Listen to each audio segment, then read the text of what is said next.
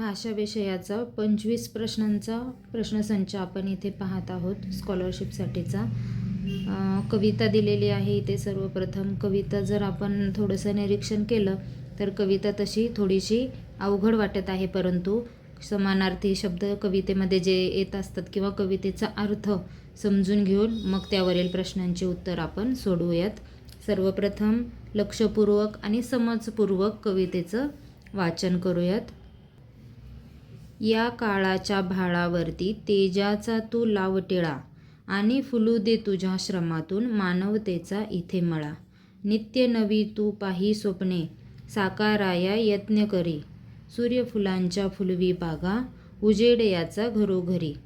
वाहत येवोत समृद्धीच्या नद्याच सगळ्या खळाखळा. काट्यांमधल्या वाटांमधूनही चालत जातो पुढे पुढे. या वाटा मग अलगद नेतील पाऊस भरल्या नभाकडे. झळा उन्हाच्या सरून जातील नाचत येईल पानकळा. अंधाराला तुडवीत जाऊन घेऊन येतो नवी पहाट. कणाकणाला उजेड देऊन जळत धरेचे दिव्य ललाट. डोंगर सागर फत्तर यांना सुवर्ण सुंदर देई कळा. पहा, याप्रमाणे कविता आहे. थोडीशी अवघड आहे, परंतु समजपूर्वक कवितेचं वाचन करायचं, समजून घ्यायचा, अर्थ समजून घ्यायचा. आणि मग आता आपण प्रश्न पाहूयात. पहिला प्रश्न आहे, स्वप्न साकार करण्यासाठी कवीने काय करावयास सांगितले आहे? पहा, आता स्वप्न साकार करण्यासाठी आपण कवितेमध्ये याचं उत्तर शोधूयात. पहा, नित्य नवी तू पाही स्वप्ने साकाराया यत्न करी. पहा, स्वप्न साकार करण्यासाठी, स्वप्न साकाराया म्हणजे साकार करण्यासाठी यत्न करी. यत्न म्हणजे प्रयत्न करणे. स्वप्न साकार करण्यासाठी प्रयत्न करणं गरजेचं आहे. म्हणून या प्रश्नाचं उत्तर आहे की कवीने स्वप्न साकार करण्यास काय करायला सांगितले आहे, तर प्रयत्न करण्यास सांगितले आहे. पर्याय दुसरा. प्रश्न दुसरा, आपण केलेल्या श्रमातून कोणती गोष्ट घडावी असे कवीला वाटते? पहा, याचं उत्तर आपण शोधूयात. पहा, आणि फुलू दे तुझ्या श्रमातून. पहा, श्रम, केलेल्या श्रमातून, तुझ्या श्रमातून मानवतेचा इथे मळा म्हणजे मानवता त्या श्रमामधून यावी असं कवीला वाटत आहे. म्हणून पहा, याचं उत्तर आहे आपण केलेल्या श्रमातून कोणती गोष्ट घडावी, तर प्रत्येकाच्या अंगी मानवता यावी. प्रत्येकाच्या अंगी काय यावी? मानवता. पर्याय पहिला हे याचं योग्य उत्तर आहे. प्रश्न 3, वरील पद्यात खालीलपैकी कोणती समानार्थाची जोडी आलेली आहे? पद्य म्हणजे कविता. कवितेमध्ये कोणती समानार्थाची जोडी आलेली आहे? पहा, कवितेमध्ये पहिली जोडी आहे प्रयत्न यज्ञ. ही समानार्थाची जोडी आहे, परंतु कवितेमध्ये फक्त यज्ञ शब्द आलेला आहे, प्रयत्न हा शब्द आलेला नाही. त्याच्यानंतर पहाट उषक्काल समानार्थी शब्द आहेत. कवितेमध्ये फक्त पहाट शब्द आला आहे, उषक्काल शब्द आलेला नाही. तिसरी जोडी समृद्धी भरभराट. कवितेमध्ये समृद्धी हा शब्द आलेला आहे, भरभराट हा शब्द आलेला नाही. आणि चौथी जोडी आहे भाळ आणि ललाट. हे समानार्थी शब्द आहेत आणि दोन्हीही शब्द हे कवितेमध्ये आलेले आहेत. म्हणून वरील पद्यात आलेली म्हणजे कवितेमध्ये आलेली ही समानार्थाची जोडी आहे. दोन्ही शब्द हे कवितेमध्ये आहेत. प्रश्न 4 ते 6 साठी सूचना आहे. योग्य पर्याय निवडून खाली दिलेल्या सुसंगत वाक्याचा परिच्छेद पूर्ण करा.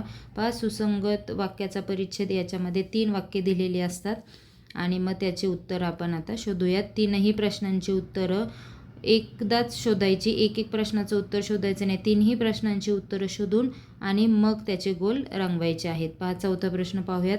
त्यांनी टिंबटिंब लिहिली. पहा, आता याच्यामधून आपण काही सांगू शकत नाही. ज्ञानेश्वरी लिहिली, भगवद्गीता लिहिली, अभंगगाथा लिहिली, गीता लिहिली, ते नाव कुणाचंही दिलेलं नाही. म्हणून यापैकी कोणतंही उत्तर त्याचं असू शकतं. पुढचा प्रश्न पाहूयात. मुखोद्गत अभंगामुळे ती टिंबटिंब नदीत बुडाली नाही. पहा, नदीत नाही बुडाली अशी कोणती गोष्ट आहे, तर ते इथं सपोज आपल्याला नाही सांगता आलं तर डायरेक्ट तिसरा प्रश्न म्हणजे शेवटचा प्रश्न पाहायचा. टिंबटिंब येथे त्यांचे मोठे गाथा मंदिर पाहावयास मिळते. पहा, आता गाथा मंदिर कुठे पाहायला मिळतं, तर देहूला. म्हणजे आपल्याला डायरेक्ट 6व्या प्रश्नाचं उत्तर इथं मिळालेलं आहे. गाथा मंदिर देहूला पाहायला मिळालं. आता हे गाथा मंदिर कुणाचं आहे, तर हे गाथा मंदिर संत तुकाराम महाराजांचा आहे आणि त्या गाथा मंदिरामध्ये अभंग गाथा लिहिलेली आहे. आणि ही अभंग गाथा पहा लिहिली त्यांनी, टिंब लिहिली. त्यांनी काय लिहिली? अभंग गाथा लिहिली. ही अभंग गाथा कोणी लिहिली आहे? संत तुकाराम महाराजांनी लिहिलेली आहे. आणि ती अभंग गाथा जी आहे किंवा जे अभंग आहेत त्यांचं ते टिंब नदीत बुडालं नाही, तर इंद्रायणी नदीमध्ये त्यांची ती अभंग गाथा बुडालेली नव्हती.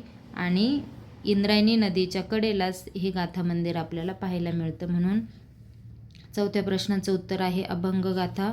5व्या प्रश्नाचं उत्तर आहे इंद्रायणी नदीत बुडाली नाही आणि देहू येथे त्यांचं गाथा मंदिर पाहायला मिळतं. अशी 3ही प्रश्नांची उत्तरं एकदाच शोधायची आणि मग त्याचं गोल रंगवायचे आहेत, कारण हे 3ही प्रश्न एकमेकांवर अवलंबून असतात. प्रश्न 7. नी हा उपसर्ग खालीलपैकी कोणत्या शब्दाला लावून त्याचा विरुद्धार्थी शब्द तयार होईल? पहा, विरुद्धार्थी शब्द तयार करायचा आहे आणि नी हा उपसर्ग लावायचा आहे. पहा, संकोच या शब्दाचा विरुद्धार्थी शब्द आहे निसंकोच. म्हणून संकोच या शब्दाला सुरुवातीला म्हणजेच उपसर्ग नी हा लावला तर निसंकोच हा त्याचा विरुद्धार्थी शब्द तयार होतो. प्रश्न 8. खालील पर्यायातील चुकीचा पर्याय ओळखा. पहा, आता चुकीचा पर्याय ओळखायचा आहे. सर्वप्रथम आपण पाहूयात की पर्यायामध्ये कोणते शब्द दिलेले आहेत किंवा कोणत्या शब्दांच्या जोड्या दिलेल्या आहेत. तर पहा, आग्रह आणि हेका ही समानार्थी शब्दांची जोडी आहे. उदंड पुष्कळ समानार्थी शब्द. आज्ञा म्हणजेच आदेश समानार्थी शब्द. परंतु इथे रुचकर आणि बेचव हे विरुद्धार्थी शब्द दिलेले आहेत. रुचकर म्हणजे छान चव आणि बेचव म्हणजे चांगली चव नाही. म्हणून ही विरुद्धार्थी शब्दांची जोडी आहे आणि बाकी सर्व समानार्थी शब्दांच्या जोड्या आहेत. प्रश्न 9. रिकाम्या जागी योग्य वाक्प्रचाराची निवड करा. पहा, इथे वाक्य दिलेलं आहे. भारतीय सैनिकांनी नक्षलवादी प्रदेशात टिंब आणि इथे वाक्प्रचार लिहायचा आहे. सैनिक नक्षलवादी प्रदेशात पसार झाले. फस्त करणे किंवा अधीर होणे आणि कूच करणे म्हणजे जिंकून पुढे जाणे म्हणजे कूच करणे. तर सैनिक जर आहेत आणि नक्षलवादी प्रदेशात ते कूच करून पुढे गेले किंवा त्यांनी कूच केली आहे म्हणजे जिंकलेले आहेत तो प्रदेश, ते असा त्याचा अर्थ होतो. म्हणून कूच करणे हे त्याचं योग्य उत्तर आहे. प्रश्न 10. माझा पेन चांगला नाही म्हणून माझे अक्षर चांगले येत नाही. या विधानासाठी योग्य म्हणीचा पर्याय निवडायचा आहे. पहा, पेन चांगला नाही म्हणून माझं अक्षर चांगलं येत नाही म्हणजेच काय? नाचता येईना अंगण वाकडे ही म्हण त्या वाक्यासाठी योग्य असणार आहे. नाचता येईना अंगण वाकडे. प्रश्न 11. खालील पर्यायातील अनेक वचनी शब्द ओळखा. पहा, अनेक वचनी शब्द ओळखायचा आहे. इथे पहा, एक डबा म्हणजे हा एक वचनी शब्द आहे. एक नदी एक वचनी शब्द. एक पेढा एक वचनी शब्द. आणि दिवस अनेक दिवस हा अनेक वचनी शब्द आहे. याचा एकवचनी शब्दसुद्धा दिवसच आहे. एक दिवस अनेक दिवस दोन्हीही वचनांमध्ये त्याचा तो शब्द बदलत नाही. म्हणून अनेकवचनी शब्द हा दिवस आहे. प्रश्न 12. रामरावांना उदंड आयुष्य लाभो या वाक्यातील उदंड या शब्दाचा योग्य अर्थ पर्यायातून निवडा. उदंड आयुष्य म्हणजे पुष्कळ आयुष्य, खूप जास्त आयुष्य त्यांना मिळो म्हणजे उदंड आयुष्य. पर्याय 3. प्रश्न 13. म्हैस या नामाचे विरुद्ध लिंग पुढीलपैकी कोणते? पहा, म्हैस याचं विरुद्ध लिंग आहे रेडा. म्हैस रेडा. पर्याय 1. प्रश्न 14. खालील चौकटीत आकाशचे किती प्रतिशब्द लपले आहेत? पहा, आता इथे तुम्हाला प्रतिशब्द म्हणजेच समानार्थी शब्द. प्रतिशब्द म्हणजे काय? समानार्थी शब्द. मग आकाश या शब्दाचे किती समानार्थी शब्द या कोड्यामध्ये दिलेले आहेत ते आपल्याला शोधायचं आहे. तर इथे आकाश म्हणजे अंबर, आकाश म्हणजे गगन आणि आकाश म्हणजे नभ असे एकूण 3 शब्द इथं सापडले आहेत. पर्याय 3 हे याचं योग्य उत्तर आहे. प्रश्न 15. ससा या नामासाठी पर्यायातील कोणते विशेषण अचूक नाही? पहा, विशेषण आपल्याला शोधायचं आहे आणि ते अचूक नाही आहे. पहा, सशासाठी पांढरा ससा हे अचूक विशेषण आहे. गुबगुबीत ससा, ससा कसा? गुबगुबीत ससा. ससा कसा? तर चपळ ससा. पांढरा ससा, परंतु चारा हे काही सशासाठी विशेषण येत नाही. चारा ससा असं होऊ शकत नाही, म्हणून हे काय आहे, अचूक नाही, म्हणजेच हे चुकीचं आहे. पर्याय तिसरा. प्रश्न 16. आई म्हणाली, संजय चल बाजारात जाऊया. ह्या वाक्यात किती प्रकारची विरामचिन्ह वापरावी लागतील? तर पहा, इथे आई म्हणाली, इथे स्वल्पविराम येईल. त्याच्यानंतर आईच्या तोंडचं जसंच्या तसं वाक्य आहे. संजय चल बाजारात जाऊया, त्याला दुहेरी अवतरण चिन्ह येईल आणि वाक्य पूर्ण झालं म्हणून इथे पूर्णविराम. अशा प्रकारे 3 विरामचिन्ह इथे येणार आहे. पर्याय चौथा. प्रश्न 17. खालील शब्द बाराखडीच्या क्रमाने लावल्यास शेवटी कोणता शब्द येईल? आता बाराखडीचा क्रम म्हणजेच वर्णानुक्रमे शब्द लावायचे आहेत. पहा, असे वेगवेगळे शब्द प्रश्नामध्ये वापरले तर योग्य विचार करून त्या प्रश्नाचा अर्थ समजून घ्यायचा आहे. बाराखडीच्या क्रमाने म्हणजेच वर्णानुक्रमे शब्द लावायचे आहेत. पहा, इथे आता 4ही पर्यायांमध्ये जर आपण पाहिलं तर सगळीकडे आ हे अक्षर आहे. मग आता आपण दुसऱ्या अक्षराचा विचार करून हे सर्व शब्द वर्णानुक्रमे लावूयात. आणि दुसऱ्या अक्षरांचा जर विचार केला तर क हे अक्षर प्रथम येईल, त्यानंतर द हे अक्षर येईल, त्यानंतर प हे अक्षर येईल आणि सर्वात शेवटी र हे अक्षर येईल. म्हणून सर्वात शेवटचा शब्द जो आहे तर तो आरसा हा शब्द असणार आहे. म्हणून पर्याय पहिला हे याचं योग्य उत्तर आहे. प्रश्न 18. पहा, इथे अक्षर समूह दिलेला आहे. ही अक्षरे जुळवून अर्थपूर्ण शब्द तयार केल्यास पहिले व शेवटचे अक्षर जुळवून तयार होणाऱ्या शब्दाचा योग्य अर्थ पर्यायातून निवडा. पहा, अर्थपूर्ण शब्द सर्वप्रथम बनवायचा आहे. अक्षरांपासून परिसर हा अर्थपूर्ण शब्द बनतो. त्यातील पहिला आणि शेवटचा अक्षर घेऊन एक शब्द बनवायचा आहे, ज्याच्यापासून पर हा शब्द बनतो आणि त्याचा समानार्थी शब्द किंवा त्या तयार होणाऱ्या शब्दाच्या अर्थाचा शब्द म्हणजे पर याचा समानार्थी शब्द आहे पंख. पर म्हणजे पंख. पर्याय दुसरा हे त्याचं योग्य उत्तर आहे. प्रश्न 19. संस्थेच्या अध्यक्षांनी गुणवत्ता यादीत आलेल्या मुलांना फुलांचा टिंबटिंब देऊन त्यांचे अभिनंदन केले. पहा, आता इथे शब्दसमूहाबद्दल एक शब्द आहे, फुलांचा गुच्छ. काय? फुलांचा गुच्छ. समूहदर्शक शब्द आहे. इथे काय आहे? समूहदर्शक शब्द. तर फुलांचा काय असतो? गुच्छ असतो. म्हणून पर्याय चौथा हे त्याचं योग्य उत्तर आहे. प्रश्न 20. सर्वनाम नसलेला खालीलपैकी पर्याय कोणता? पहा, सर्वनाम नाही. पहा, जाने, कोण, ह्या हे सर्वनाम आहेत, परंतु तशी हे काही सर्वनाम नाही. म्हणून पर्याय पहिला हे याचं योग्य उत्तर आहे.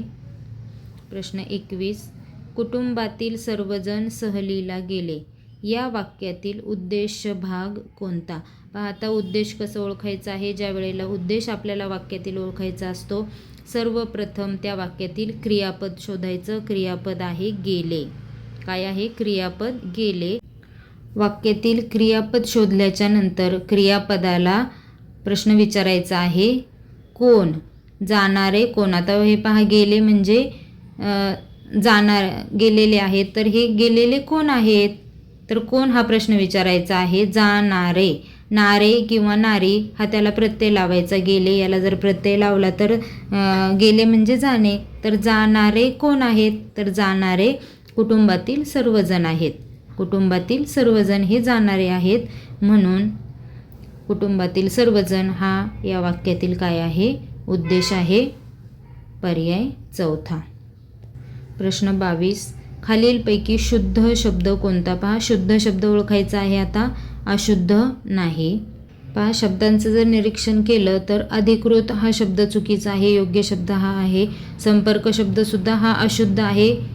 शुद्ध शब्द याप्रमाणे आहे. विविध हा अशुद्ध शब्द आहे.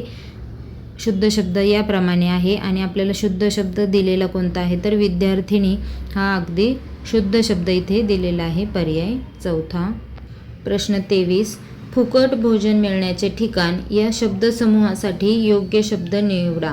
पहा, इथे शब्दसमूहाबद्दल एक शब्द या घटकावरचा हा प्रश्न आहे. फुकट भोजन मिळण्याचे ठिकाण त्याला सदावर्त असे म्हटलं जातं.